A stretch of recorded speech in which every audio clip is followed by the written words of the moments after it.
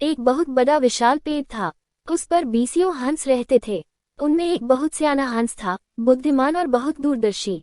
सब उसका आदर करते, ताव कहकर बुलाते थे। एक दिन उसने एक नन्ही सी बेल को पेड़ के तने पर बहुत नीचे लिपटते पाया। ताव ने दूसरे हंसों को बुलाकर कहा, देखो, इस बेल को नष्ट कर दो। एक दिन ये बेल हम सबको मौत के मुंह में ले जाएगी। एक युवा हंस हंसते हुए बोला, ताव, ये छोटी सी बेल हमें कैसे मौत के मुंह में ले जाएगी?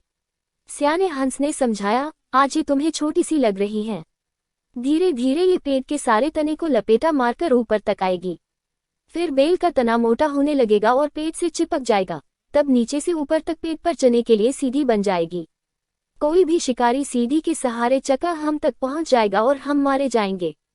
दूसरे हंस को यकीन न आया, एक छोटी सी बेल कैसे सीधी बनेगी? तीसरा हंस बोला, ताव, तू तो एक छोटी सी बेल को खींचकर ज्यादा ही लंबा कर रहा है। एक हंस बड़बड़ाया, ये ताव अपनी अक्ल का रौब डालने के लिए अनशंत कहानी बना रहा है। इस प्रकार किसी दूसरे हंस ने ताव की बात को गंभीरता से नहीं लिया। इतनी दूर तक देख पाने की उनमें अक्ल कहाँ थी। समय बीतता रहा। बेल लिपटते लिपटते ऊपर शाखों तक पहुंच गई। बेल का तना मोटा होना शुरू हुआ और सचमुच ही पेड़ के तने पर सीधी बन गई, जिस पर आसानी से चढ़ा जा सकता था। सबको ताव की बात की सच्चाई सामने नजर आने लगी, पर अब कुछ नहीं किया जा सकता था क्योंकि बेल इतनी मजबूत हो गई थी कि उसे नष्ट करना हंसों के बस की बात नहीं थी। एक दिन जब सब हंस दाना चुगने बाहर गए हुए थे तब एक बहेलिया उधर आ निकला। पेड़ पर बनी सीढ़ी को देखते ही उसने पेड़ पर चक्कर बिछाया और चला गया। सांझ को सारे हंस लौट आए। पेड़ पर उतरे तो बहेलिये के जाल में बुरी तरह फंस गए।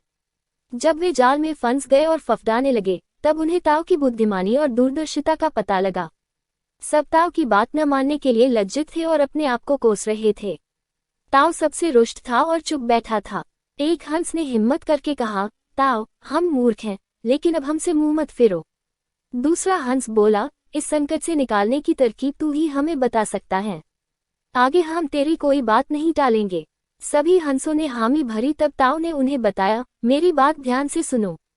सुबह जब बहेलिया आएगा तब मुर्दा होने का नाटक करना। बहेलिया तुम्हें मुर्दा समझकर जाल से निकालकर जमीन पर रखता जाएगा। वहां भी मरे समान पड़े रहना। जैसे ही वह अंतिम हंस को नीचे रखेगा, मैं सीटी बजाऊंगा। मेरी सीटी सुनते ही सब उठ जाना। सुबह बहेलिया आया। हंसों ने वैसा ही किया जैसा ताव ने समझाया था। सचमुच बहेलिया हंसों को मुर्दा समझकर जमीन पर पटकता गया। सीटी की आवाज के साथ ही सारे हंस उठ गए। बहेलिया अवाक होकर देखता रह गया। सीखा, बुद्धिमानों की सलाह गंभीरता से लेनी चाहिए।